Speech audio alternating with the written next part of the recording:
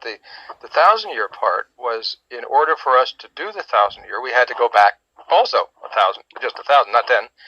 And one of the things I noticed was, as you'd expect, everything changed except religion. Religion was the only thing I could find that really hadn't changed much in 1,000 years. What about education? Education changed a lot? You go back to 1,000 years ago, were people teaching evolution? Were people teaching quantum mechanics? You still have the idea of the master teacher, yes. The Confucian boss, that's still there. But the content, of course, had changed a great deal. They're interesting and furthermore, things, we have public education now. 1,000 years ago, you didn't have a public education. Yeah. Only the lords and masters that were actually taught. You had a private tutor teaching you Greek or something. But the Banu Musa brothers developed the first automated machine in the 9th century in Baghdad. So it's more sparse when you look back, but you can find some interesting kernels of things that we take to be quite modern, actually very far in the past. Sure. Especially Well, in Baghdad. The Antikythera mechanism, of course. What's going to be the future of religions? Oh, there's a Brazilian author who wrote a whole book on the future of religion. I don't know if anyone knows him. His name is I'll send the copy to Jerry. But it was actually a pretty interesting book. Yeah, I don't think we're in a state of equilibrium. And I think there have been huge changes. Lately, I've gone back to Spengler. And I didn't appreciate him. I didn't understand him as much when I was a kid. There's a whole lot in there about the deep changes in culture. And as far as I can tell, the deep changes in culture are accelerating. What the cultures, how do you change? What do you think of changes in culture? Is a sort of mixture or merger or art runs culture. Oh, okay. A little mini example, and we did not have a full culture change in the United States. we're still in diapers, so to speak, culturally speaking. But in the 1960s, quote unquote, cultural revolution of the United States, that was run by music. Okay. We have had some great discussions lately about how our intellectuals in the West tend to underestimate how central music has been to a lot of these cultural processes. Yep. There's a lot to be said about that. Yep. There's a lot to be said. There's a lot we've learned lately that most of the world doesn't know yet.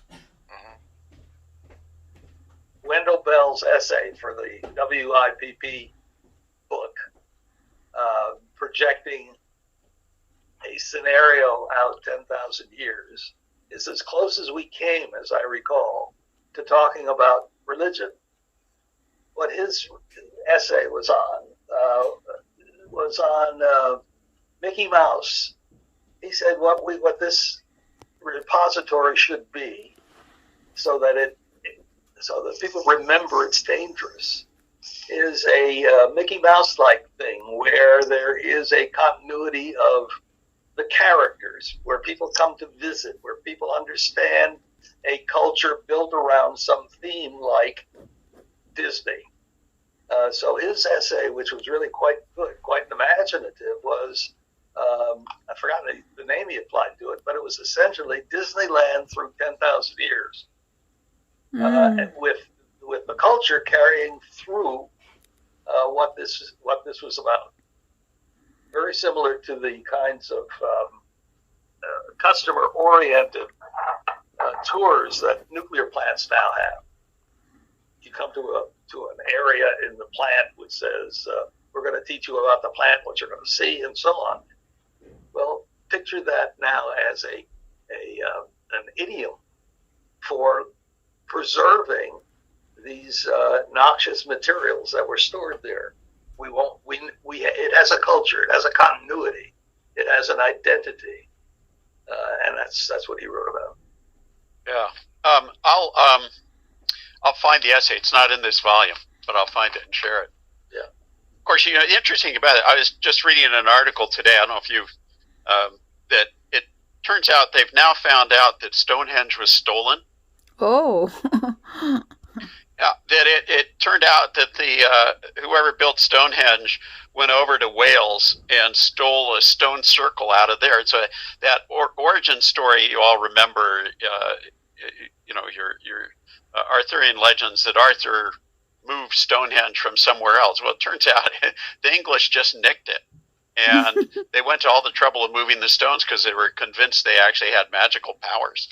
So how did they move those stones? I mean, when people talked about doing Stonehenge just a short distance, it was a big deal. Well, here's the article. I can look. They were a little vague on how it was moved, but it was persuasive all the way down. They found one stone with an octagonal base. Yeah. They went over to Wales and they found the octagonal socket. The stone came out of it, so it's kind of a smoking blue stone. Well, I can say that's where they got the stone, but that doesn't. It's stole, so to speak. Oh, they moved it. Yeah, no. Yeah. But the travel's a big deal. I mean, how do they get it?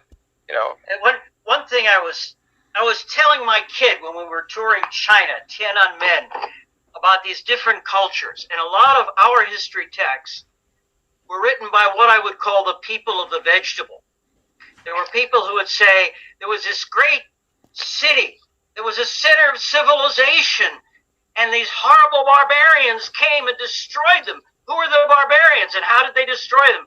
Oh, they had this superior technology about iron and chariots, which these great priest kings didn't know about. So who were these barbarians who developed the iron technology? Well, there were the people of the vegetable, the people of the horse, and the people of the boat. And we have tracked all of these. The people of the boat have some really interesting history. Many people now trace Stonehenge back to earlier settlements like New Grange. There's a really fascinating culture of the sea people. A lot of it connects all the way from Japan to Polynesia to North Atlantic. It's amazing what connections there are if you really go to the archaeology and the DNA. A lot of connection people don't know about. Yeah. I remember I took a course on terraforming at the New School, and the first thing we had to read was Dune, because the instructor was absolutely convinced that Dune had a very nice message, which was that you could create an entire cultural system with its own particular linguistic features all around some sort of not just ecology, but some sort of a technical understanding of how the planet functions. I still think that there's something to that for the Earth, especially as some people become more interested in what they call nature. Some people become interested in mathematics and in STEM, and some people find recourse with a connection to a shared history, which is usually in the form of religion. I actually think that all of those could probably find some sort of purchase in a more accommodating ecological culture, where some people are looking at it as basically a biological machine. Some people are looking at it as a source of life, which is so ineffable that you may as well attach some sort of a religion to it. I think that's we're going to have to find something like that, and I think that fortunately ecology is so interesting that it's polyvalent in that way, and you can kind of attach different kind of cultural angles to it, and they can all probably fit together.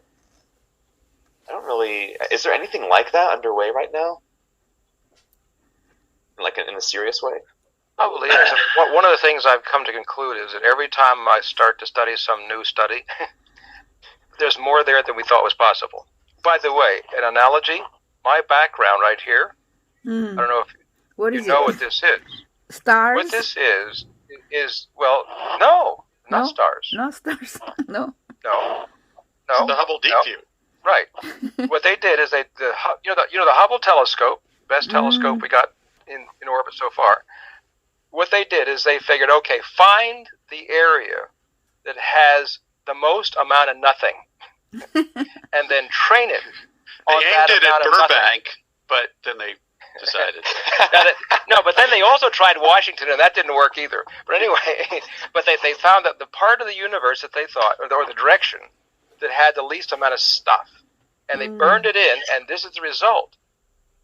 Those are all galaxies. Wow. So in the area we thought was nothing was galaxies and galaxies and galaxies. So you didn't read our Christmas card or New Year's Eve card. This was the background I had for the Millennium Project card. It said the universe is bigger than we think. A lot bigger than we think. So I have a thought about that, Jerry. Noting that, channeling what I first heard from Carl Sagan, that of course looking out is looking back into deep time. And since this is the 25th anniversary, and since I already have a really great track record of bringing in projects for Millennium Project that don't get paid,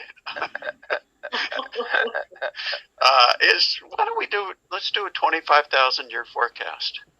Wow, 25,000 year? 25,000. Well, I mean, if you want to cut it, you could cut it to one polar precession cycle of 23,000 years. All right. Jose is the only one still alive. Oh, God. Yeah. Oh, please. Yes. Yeah. The thought of 25,000 years of someone running down the hall shouting energy is more than I can contemplate. I'm thinking if the rule I was taught when I was a student is anything to go by, you go when you're doing a futures exercise, you go back twice as far as you want to go forward, which suggests to me you want to go 50,000 years back for your 25,000 year forecast. Sure. Why not? So we need to talk to the Aboriginal people of Australia, because they're the only people who have had communication, language, travel, and contact around different parts of the world that far back that we know of. Okay, so Anita, if the rest of this gang doesn't want to go on the expedition, you and I can start it. Totally. I'm up for it. Yeah, we Korea has 5,000 years of history, so we can go back to 5,000. Good. Can you imagine the timeline? Because we know that some of our Aboriginal people, their history goes back between 80 and 90,000 years. So can you imagine the timeline? There's us little European descendants. We're a little blip today, and then theirs goes all the way around the room. It's just phenomenal. That's true. But we can put you in at 5,000, Young-suk, no problem. Yeah, I'm interested. Yeah. Of course, what I love about that, Young-suk, is there was one time when I was living in Japan, I visited the tumulus where they thought the tomb of Emperor Jimmu, the first legendary emperor of Japan, was. And I'm sure you know it, they suddenly stopped that archaeological project. Yeah. Because the deeper down they went, they're looking at the origins of Japan, the more and more Korean artifacts they found. Yeah. And it quickly dawned. Yes. Whoops. Yeah, we all have that sort of history. It's a history of Baekje, the three countries. Silla Baekje, that was Baekje. Who, Baekje people moved to Japan and established all those kingdoms and, So. Yes. Yeah, that's interesting. That reminds me that the first node chair for Japan was I think it was Norio Yamamoto. Yeah, Norio Yamamoto. He was a futurist for the Mitsubishi complex under the human development or whatever it was there. And he said to me at a moment of not complete sobriety that the Japanese, they're prejudiced against outside people. That's why they want to have robots taking care of their old folks rather than the Filipinos. But he said, however, if we can't get the robots to work and we have to take in the Filipinos, etc., then there's this study to show that we Japanese are not pure Japanese anyway, which goes back to your point, Young-suk. Yeah. The inside core knows all this stuff. Yeah. And it's a study they'll make public if they have to say, hey, guess what? We're not this pure anyway. We're a mix of folks. Well, so yes, people from other countries can come in and take care of our old people. So the other place where I saw this, Jerry, was one time I was visiting the Izumo Grand Shrine, which is arguably the second most important Shinto shrine in Japan. You mean Issei? I-S-E? Not Issei, Izumo. Izumo, okay. So I've been to Issei as well, but at Izumo, I was there with a friend whose cousin was the number 2 in charge of the shrine. And so we're walking around looking at stuff, and we're going past the Honden, so like, you know, the outside. And I said, so what's inside there? This is the Holy of Holies that nobody's allowed in. He says, you want to see? I said, sure. And we went all the way in, and I swear to God, it was all Korean iconography on the ceiling. Wow! Yeah. Wow! Oh. Did you bring a spy camera? I think I did. I forget if I took pictures. I was so. Oh, that's worth bribery. I mean, that's worth $1 million. Oh, it's an open secret. That's big. No. Yes, this is open secret that the Holy of Holies has got Korean iconography. Yeah, well, at least in the Shinto. Yeah. They all. We have been there and taken pictures. You saw the same Korean stuff? And we were told in advance that these places are all off limits. And when we walked by, a door strangely opened right in front of us, and we just walked in, and it was a great experience. It was a really great experience. Well, tangentially related to that is back in the historian of Issei said, I asked him, like most religions, philosophies have some early, leader of some sort. Who was the early one of Shinto? And he thought for a while, because it did not immediately come to him.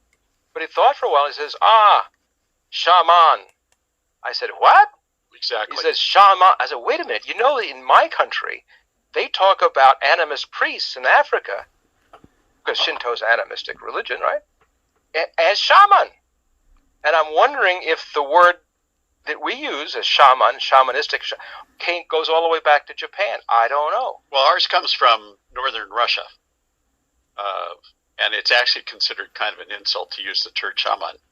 But you're absolutely right about Shinto. If the Druids had not been disrupted by the Roman legions, and you'd given them 1,000 years or so to keep developing, I think they would have come up with something like Shinto. Mm-hmm. You have that additional element of compulsive Japaneseness, but basically, Shinto is shamanism old enough to be a civilization. Yeah. So, the funny thing about it, we have seen the connections. We have seen the connections. I mentioned how Stonehenge was derivative of a place called New Grange, which is 1,000 years older than Stonehenge or the pyramids, and a lot of good archaeology has been done. They now have maps of its predecessors under the ground. And in New Grange, in the inner circle, there are these strange triple spiral symbols. And they were trying to figure out where did they come from. And I said, I recognize them from Shinto and from Hokkaido. They were the exact same symbols with similar meaning. And it's very clear the people of the boat connected the whole world at a certain time. So it was imported culture. Well, it is happening today. Hey, that's what we're doing right now. Right. We're sharing future potential culture stuff. So why don't we, forget the 25,000 year forecast. The other idea is, why don't we just, let's start a religion? No. I'm a heretic. Socrates is my patron saint. Socrates would talk to God. You know how Socrates talked to God? No. Yeah, Socrates talked to God and says, I don't believe you, God. I still doubt you. What about Diogenes? The famous encounter between Alexander the Great and Diogenes the Cynic. So Diogenes the Cynic lives like a dog. He lives in a wine barrel out by the market. That's where cynic comes from, canine, the root. And so this is probably apocryphal, but Alexander the Great hears about Diogenes, and he goes to meet him. And Alexander the Great is standing in front of Diogenes, and he says, Diogenes, it's so great to finally meet you. And Diogenes says, hey, you're blocking my sunlight. Yeah, I heard that. And then and Alexander the Great starts to laugh, and he says, if I wasn't Alexander the Great, I would like to be Diogenes. And Diogenes says, well, if I wasn't Diogenes, I'd also still like to be Diogenes. Right. Yeah. That sounds like something Herman Kahn would say. Right, Ted? Yeah, I thought about Herman Kahn tonight. Yeah. We had a family meeting after the first session and before this session. And Tom, who's in my lower left here, had the task today of designing a game for the family. It's not just every other week we have a game. Every other week we meet and talk about gossip. But tonight was Tom's game night, and he invented the game. If you could invent anybody you wanted to dinner, who would you invite? And I had Herman on my list, plus several others. Wow. But it would be nice to see what Herman thought about our world today. So I just have one question for you, Ted. Yeah. Would you consider adopting me? You all sound like you have fun. Yeah. It seems like Paul. It seems like you've been making the case kind of progressively all night. You know, it's like I've done the research. Look at my CV. Yeah. I have all of your documents in my library. Paul, you're welcome anytime. Awesome. Count me in. You know, I read So, Tom, I mean, to be a proper game, you have to have, don't you? So let me just remind you of all the stuff that is in this future. Oh, well, never mind. I don't have sharing anymore. I'd show you all the little bits and pieces that go into the future game, if you like. Here, I'll try this. Oh. Hey, while they're getting that together, Young-Suk, you were about to say something? I read something from the future timeline, which Oh, is you're the host again. future Keep timeline. going, Young-Suk. Yeah, in the future timeline, I saw something like Christians and Catholic goes first. That's a future religion, and then Buddhism, and the last surviving is Islam. So he was saying that the 2099 Christians in Europe will all go away. Christianism go away first. And Buddhism, we had a small group of people who studied on Buddhism and the future of Buddhism. Future of Buddhism, you do not have to have one person, God or somebody to sort of worship. Buddhism says that you have to worship yourself, you have to train yourself, you have to be something to share, and that's why it lasts a little bit longer.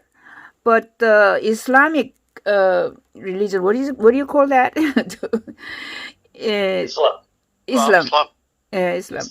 Yeah, they are sort of very, what do you say, they kill themselves with bombs and to meet the, angels in the sky or in the heaven. They are the ones who will survive the longest. That's what the future timeline says. There is a study. So in the United States, Christians will die something like 2,119 or something like that. He was exactly showing the very dates. Precise, huh? Yeah, very precise. Right. Yeah, that's a future timeline. At 3 a.m. Yeah. I haven't seen that timeline, Young-Suk, Yeah, but I did come across a study a few years ago. It may be out of date now. Yeah. What it was saying was that the formal religions, whether it's Christianity, Islam, Judaism, the formal religions, the one God, the church, all the rest of it, that they are gradually dwindling anyway, because as people become more wealthy, as countries become more developed, as the countries, people start questioning things more. So the more developed countries are moving away from the formal religions, is basically what I'm saying. And as developing countries become more developed and more wealthy, they are also starting to move away from the formal religions. The countries that are still very much wedded to the formal religions are the developing countries. So I think it will be interesting to see whether any of that, the material that I read, whether that goes forward into the future. Because I know in Australia, for example, we have most of our population has come here from somewhere else. So we import a lot of religions, if you like. People are free to worship or do whatever they want to do in their own way. Given that freedom, the fastest growing religion here is Buddhism, and people are moving away from Catholicism, Anglican, all of the organized religions. So it's certainly true here, and I believe what you were saying, it's also being experienced in Europe. People are more interested in spirituality of different versions rather than organized formal religion where there is a set of rules that you must obey and those sorts of things. So I have a shopping list for religions. Yeah. Here you go. Wow. There you go. Wow. How many got you verse it? Just Okay. run down one.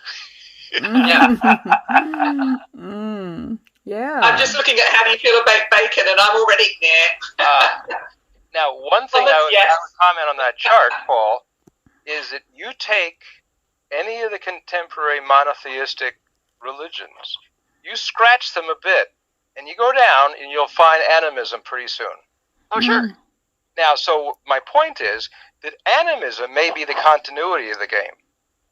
Well, one of the things that shouldn't be discounted is the political angle to this, because one thing, especially if you go to, it was my experience in West Africa, it'll be similar if you go to certain parts of Latin America, is that there are wealthy countries who are still actively promoting certain kinds of religion, basically as a kind of anti-socialism. That's still something it's a very ugly remnant of the Cold War, and you can expect that to continue to go on. You also have all the Gulf funding of certain strands of extremism as well. So conflict and also debates over modes of political economy, and also even the idea of development itself, which can, in certain countries, have these religious kind of connotations, and also the response to deteriorating conditions, whereas, for instance, climate change gets worse. I'm especially worried about I can never pronounce it. Malaria? No, Malaria? If you mispronounce it, it refers to The cultural thing. Yeah, basically apocalyptic kinds of religion. Oh, okay. Yeah, that's a really big concern, actually, is as things get worse, and you can even see it in some ways, the way that certain religions are getting adopted.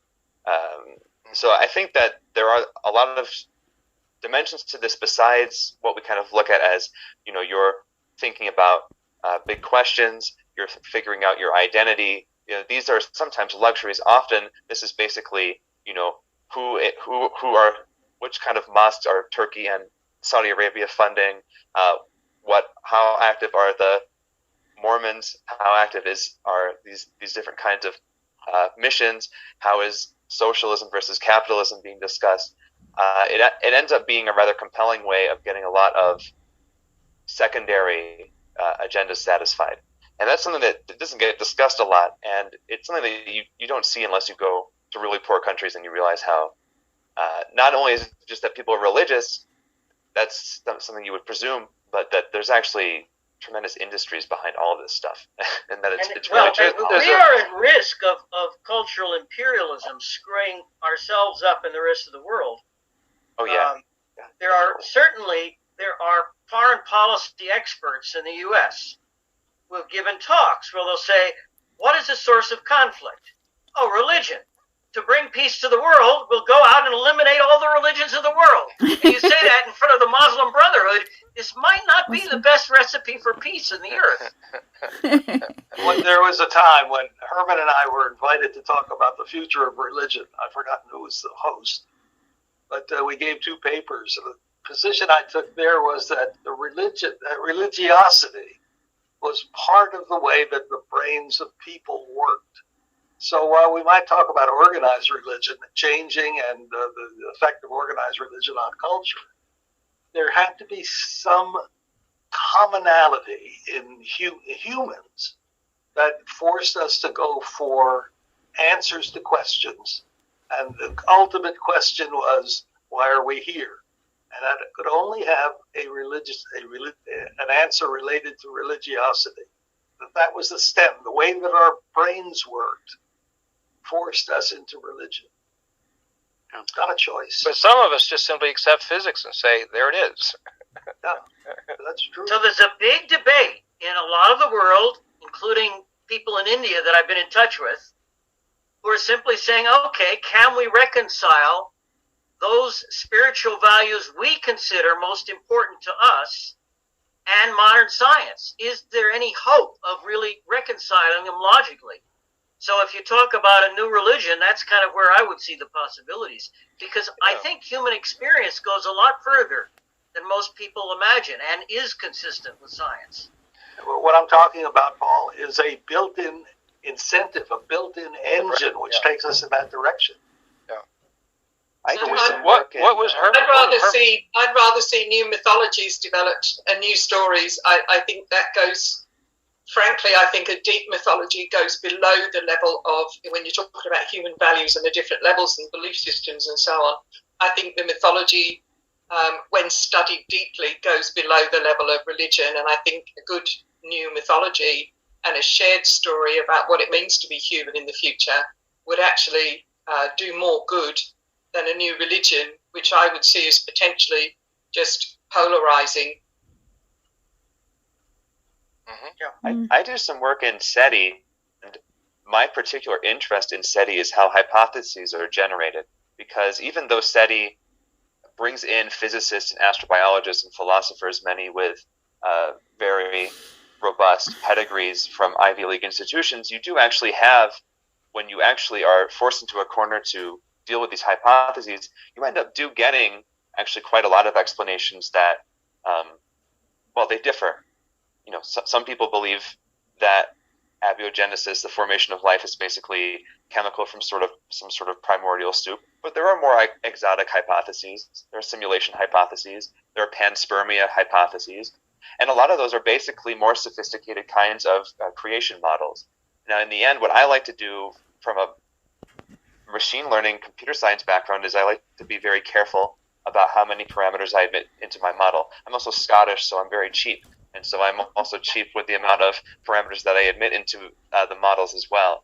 But I think that in the end, especially as technology kind of disseminates more, maybe the difference between myths that are expressed through communications between people and models that are socially well known that people share with one another, at least in terms of conversations and the way in which they're socialized, they might not be that different.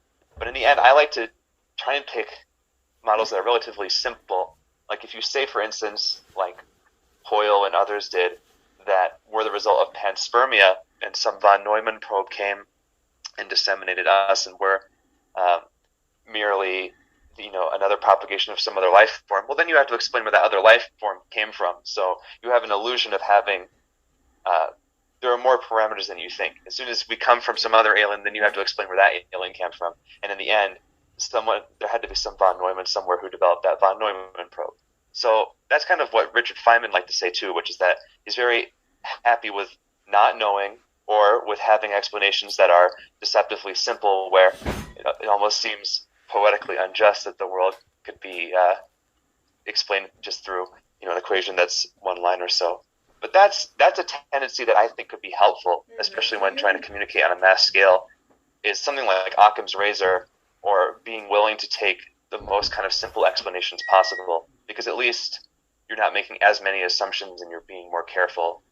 And it's easier to communicate them, and so you don't have to play this telephone game where you have an idea and then you try and spread it globally, and then it changes, and then people get territorial about the minutia and the exegesis between them, and then people fight over it. I think that the simplicity principle could go a long way.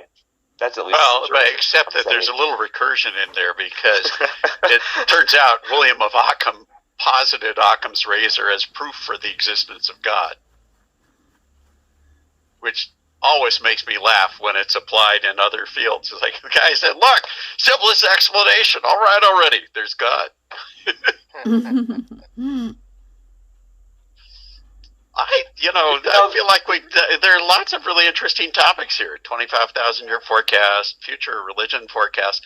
Just start a religion. I mean, Ted, you would look really great with a bishop's. A good Jew. Well, I mean, does the name Velikovsky mean anything to anybody? Emmanuel, World's in Coalition. But let's just keep in mind, remember, Christianity is just a heretic sect of Judaism, and Islam is just a heretic sect of Christianity. So it's all one big family. So Velikovsky is when I studied his work, he's the person who introduced me to panspermia. His hypothesis was, out there in space, there is consumable food and the seed for humanness. And that's what Moses experienced as manna when he was in the desert escaping from Egypt with his troops.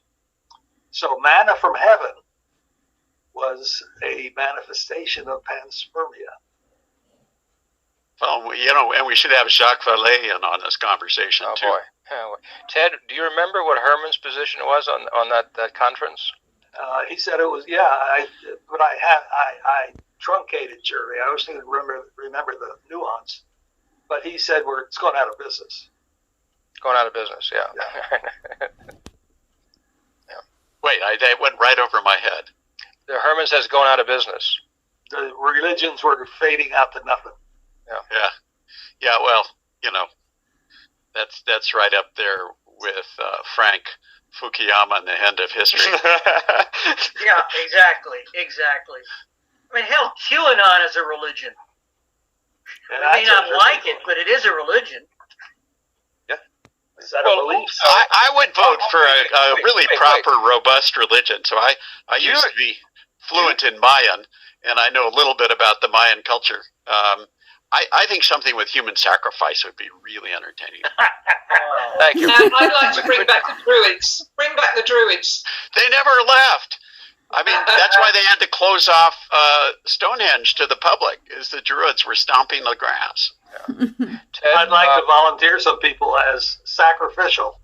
Wow. Well, the Druids would say, if you accuse them of being bloodthirsty sacrifices, they would say, yeah, we have black sheep in every movement, but that's not the core of the Druids. But there was a division in the Druids, just as there are divisions in Christianity.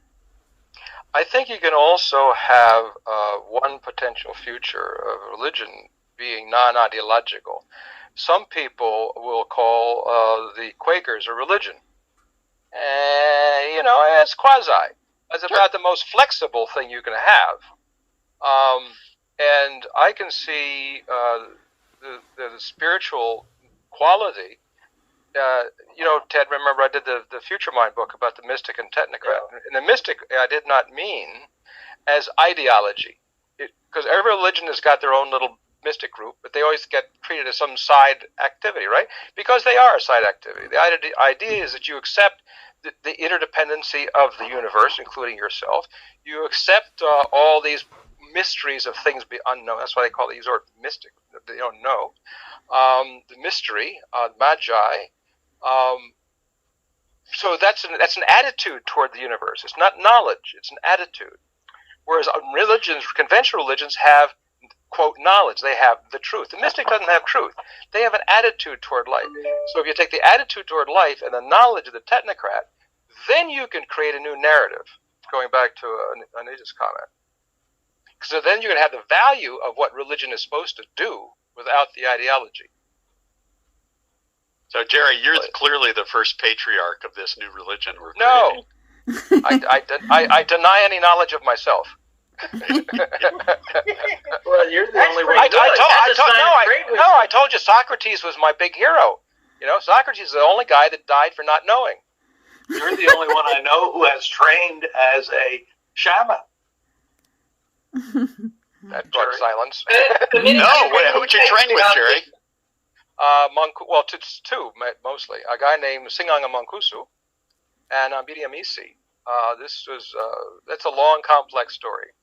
But I was a Peace Corps volunteer, and I was doing leprosy and tuberculosis. So at night, we were supposed to get into the culture what we were doing. So the culture of these health stuff were the witch doctors. So that means I had to hang out with a witch doctor. So I hung out long enough that I can hang out a shingle now and say I am Singanga. Singang is the word for animist priest. I understand the prejudice around, Paul, you're talking about shaman. I have a hard time communicating because if I say an animist priest, no one knows the hell I'm talking about. Right. You know? But, yeah, so I could hang out a shingle, say Singanga Jerry. Well, and as Jerry knows, I was friends with Michael Harner, who Harvard PhD and really did more to bring shamanism into the United States. He's sort of the D.T. Suzuki of shamanism in the U.S. It's cool. This would be good. I mean, we just got to skip the ayahuasca part. It just makes you sick as a dog. I mean, throwing up it's part of a religion is no fun. Yes. And I apologize. I've got to cook dinner. I've got to go. Okay. So, Let's do Thank you, this more than everybody. once every 25 years. Okay. oh no, every few months, I reckon. Me too.